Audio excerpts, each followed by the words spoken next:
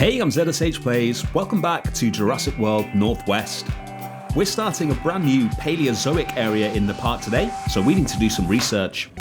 The area is called The Beginning, and it will feature dinosaurs from the Triassic era and synapsids, including Dimetrodon and our first animal today, Lystrosaurus. So firstly, we're going to research Lystrosaurus, send our expedition team off to dig some fossils up for them. Later on, we're going to go and get Dimetrodon as well, because we're building for both of those species today. That's the research done for Lystrosaurus. It's time to start building. Our main objective today is to build a massive dome for synapsids, which will be the first thing that the guests see when they come into the area that we're building. But before we do that, we need to build an entrance to the area. This area is going to lead guests from the beginnings of complex land animals through to the first dinosaurs. It will start in the Permian period with the dome, and then move into the Triassic, where the first dinosaurs were born. And to represent the ancient time periods that this area features, what I wanted to do is have a kind of classic Jurassic Park style gate, but have it all ruined and decaying, covered in moss, and get something really atmospheric that's going to set the scene for what this area contains. It will lead straight out from the entrance plaza, down a path, and then into the main part of the area. We've covered the columns of the gate with cracks, and now we're going to add some moss to the top and some dirt to the bottom, and then we'll put some of the torches on it as well. I'm using the separate pieces so we can do something a little different with the name of the area in the middle, but this is basically going to be the Jurassic Park gate as if it's been there for centuries.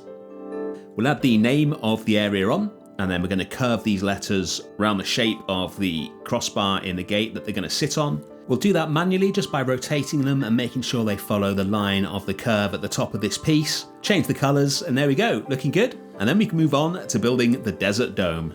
There's going to be a lot going on in this dome. We're going to have a habitat for Lystrosaurus, a habitat for Dimetrodon, viewing for the guests, a path running all the way through it, and access for our vehicles as well. So we need to make sure that we get this right. We're going to do that by sizing up the habitats. So these squares here represent the minimum area that we can get away with for the synapsids that we want in here, assuming they have the humble modification.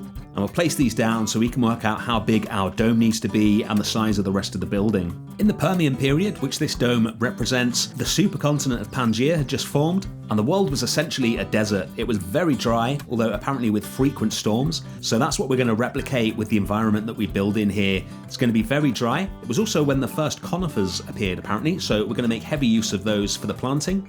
And make something that looks really interesting, not too dissimilar to the kind of desert house that you might see in a zoo. And for the entrance, we're actually going to use a modified version of the emergency bunker. This sort of bunker motif is quite popular in zoos and parks, and it's such a classic piece. I thought it'd be great to utilize that in the entrance and just make it a bit more deserty and a bit more exciting. We're using the chuck and pieces to extend the bunker and make it a bit more impressive and a bit more like an entrance. Really like those pieces with the rounded top that they've got. We're going to call the dome Pangaea after the continents that it represents. So we'll put a few rocks and plants up there with the letters on little spikes so they're separate from the building.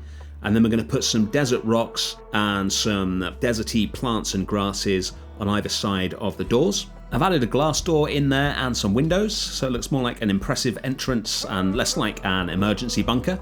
And we'll just put the last of these plants in. And there we go, that entrance starting to look nice. Let's get building the wall that will surround the whole building. The main focus of this building from the outside is going to be the entrance and the huge dome that sits above it. So we don't need to go crazy with these walls here.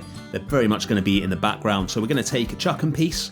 We're going to take some of the chuck-and columns, which taper slightly towards the top, which looks cool. And we'll cover the front of the chuck-and piece with these to give it a more interesting texture.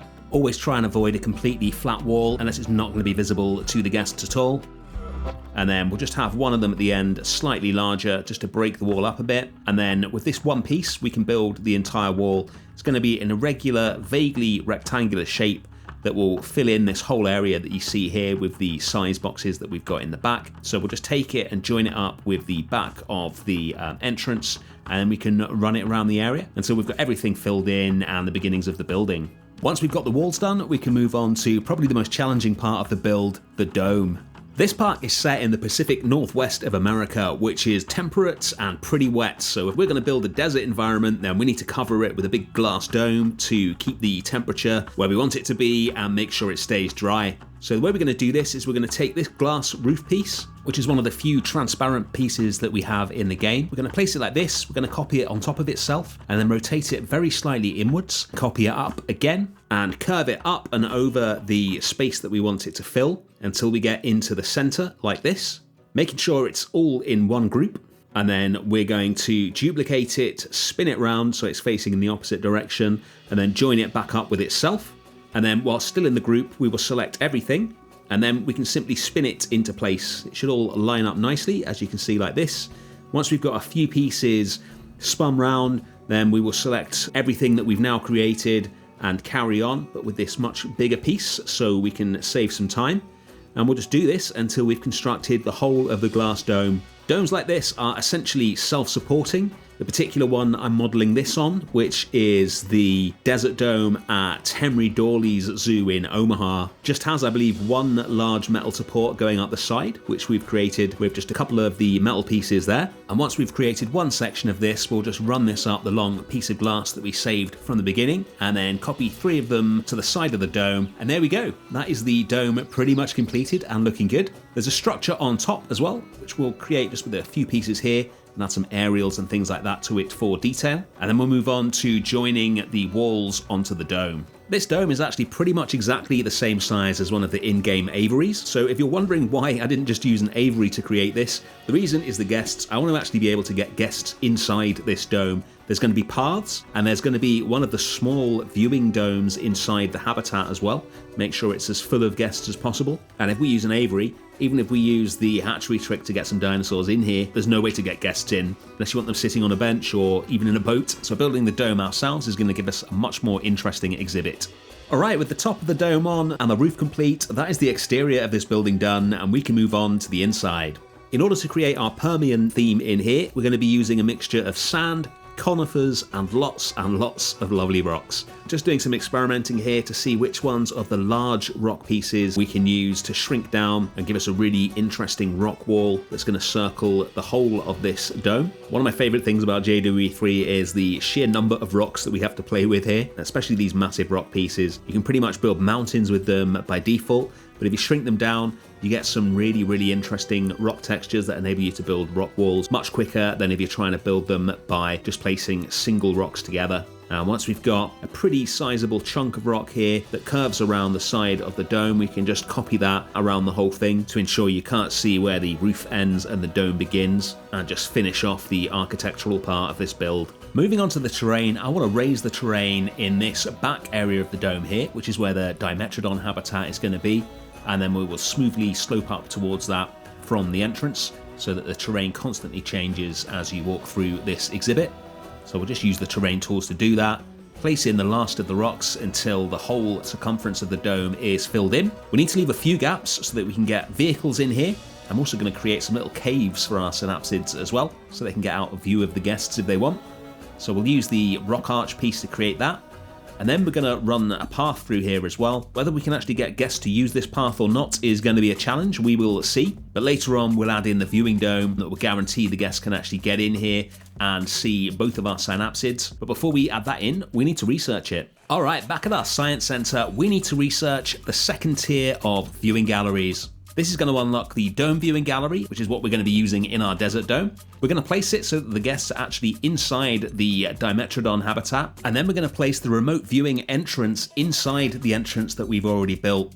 If we line this up here, fits very snugly into that space there, and if we then connect a path from the remote viewing entrance through our entrance to connect it to the arrival point, then you'll be able to actually walk up to this building and go directly from the entrance into the viewing dome in the Dimetrodon habitat. IRL, the path which takes people past the Lystrosaurus Habitat, gives them 2 really good views into that habitat, and in game this dome is close enough that it's actually going to function as viewing for the Lystrosaurus as well. Now we don't just want this viewing dome sat on its own in the middle of the habitat, so we're going to customize it. Firstly, we're going to build its own little entrance, like a smaller version of the main entrance to the building, and later on we'll do some more work on it. But let's head on over to the Lystrosaurus habitat and start getting that in. So we're going to use the same fence technique that we used for the Hypsilophodon to give a subtle, low glass barrier that the guests will be able to look over to see the Lystrosaurus. They are only small and are not particularly threatening, so I think that'll be fine. We'll curve that around the path. use some rock work to join it up on that curve in the path there, and then continue it around till we get to the end of the habitat. And then on the outside, we'll put some of these gates in and turn collision off so that our rangers and maintenance vehicles can actually get into this building and do the work that they need to do. Being able to turn collision off is so useful in this game. And then we'll head over to our hatchery complex and get ourselves some Lystrosaurus. To make sure they're happy in their habitat, we're going to increase the chances of humility and comfort. We will be building some much bigger habitats soon, by the way. They are so cute, gambling along there. We need to get them out of this weather though, so let's move them over to our desert dome. We'll place some of the emergency lights that always stay on in this cave here so that we can see them when they're in there. And you can see we've got a bit of an issue here. For some reason, those glass pieces, whilst they physically stop the animals from walking through there, the animal's habitat doesn't seem to recognize them, which can cause issues. So later on, I'm just going to place some rocks underneath them like we did with the Dimetrodon Habitat. We'll get some water in and we'll start putting in the plants that we need. We're just going to have patches of these around the habitat, keep quite a lot of it bare to represent the desert environment that they lived in. We'll change some of the terrain to get some rocks in there, chuck in one of the herbivore feeders that we built for the Dimetrodon as well. And now it's onto the Dimetrodon habitat. These guys need a lot of water, a huge amount of deep water. That is going to make up the majority of this habitat. And then we're going to use this rock piece, which I really like with those kind of striated flat walls, to create walls for the habitat. We want a much more substantial wall for the Dimetrodons than we did for the Lystrosaurus. We use some different rocks to join this path up to the exit to the building, and again, make sure the guests are safe. And then it's time to grab ourselves some Dimetrodon. Really excited to get these into the park. When I was a kid, the Dimetrodon was one of my favorite dinosaurs. I didn't even know that they weren't dinosaurs back then. They are so cool, and now we've got them, we need to finish off their habitat. We'll add in all the deep water they need. Seems like a huge amount of water. Let me know in the comments, were they as aquatic or semi-aquatic as the game would have us believe? We've got a carnivore feeder in there as well, which we're going to cover up with some rock work a bit later on. You can see we've got a little peek through into the habitat there on the path as well, just for some extra viewing. And with the habitat complete, we'll go in and start decorating and planting up the sides of the paths and the gaps between the path and the habitat. Going to use the conifer forest for the majority of this, and then some custom planting as well. I want this to really represent that kind of Permian era of heat, sand, and conifers. We're going to run some custom plants up to the door of the Dimetrodon viewing area to guide people in there. And if you're enjoying this video, by the way, don't forget to hit the like button. It really helps the channel out. And if you're new to the channel, then make sure you subscribe to see the rest of the series. I know grass hadn't evolved back in these times that we're representing here, but I'm going to use some of the elephant grass there. It really fills out the area, such a versatile plant. I wanted a Dimetrodon statue in here, but we don't have any of those, so I'm going to use this, presuming it's a Spinosaur skeleton. If we shrink that down and place it in there, kind of represents the sail of the Dimetrodon quite nicely. And just time for the finishing touches now. We'll finish off this bed just past the entrance, and then we're going to take this Jurassic rock and use the side of it that doesn't have the logo on it to cover up this carnivore feeder and just make it look like there's a pile of meat on this rock. Looks a lot more natural like that. Again, we'll turn collision off to make sure that the Dimetrodons can still get to their meat. And then we're going to go in and use some of the bushes and plant those up into the rocks to give a bit of a splash of green. And finally, we're going to do some more decorating on the little viewing dome. So we're just going to put a load of mulch in the top and fill that in with bushes. And with the facade that we've placed in front of it, which we'll do some final work on now, at guest level, all you see is the entrance and the plants. And that is the Desert Dome Pangea done. Let's take a look at it.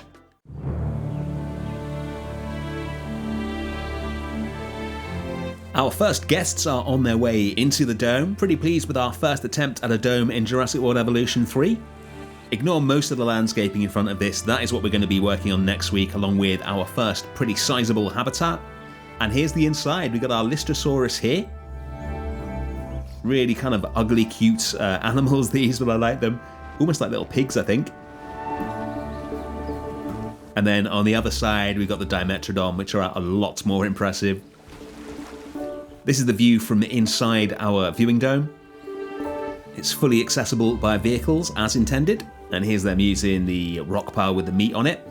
Let's actually go inside and take a walk around it and see how it works. So the entrance will take us directly into the viewing dome, or we can simply walk through it and we end up on the path here. Take a look at our Lystrosaurus habitat.